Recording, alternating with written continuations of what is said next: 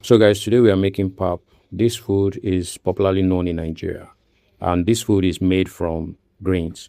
And the grains I'm using today are sorghum, also known as guinea corn, and I'm also using corn as well. Now, before I started washing this grain, I have already soaked it for over 24 hours. You should jot that down. You have to soak your grain for over 24 hours.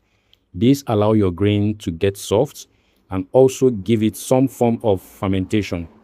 Now, this is me washing this grain for the second time because I need to ensure that I am washing it very, very neat. The good thing about this food is that it is a fermented food, which helps to feed the good gut bacteria. Now, if you can take care of your gut bacteria, trust me, every aspect of your health is secured because what you eat is 90% your health. We will have to wash this very thoroughly, so stay with me. This took a lot of time for me to achieve, even though it is very fast and swift in this video. It is because this video is in 5x speed. Now I have to wash it for the fourth time and ensure that it is neatly washed. At this point, I was so exhausted and I started regretting why I've not yet married.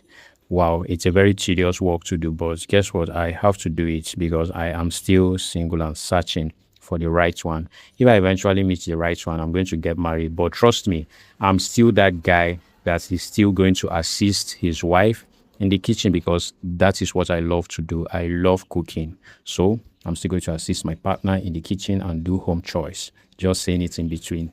After washing it, I would have to add some ingredients to it.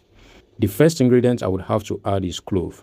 And the second ingredient I would have to add is ginger. They are rich in antioxidants, which helps to reduce free harmful radicals in our body.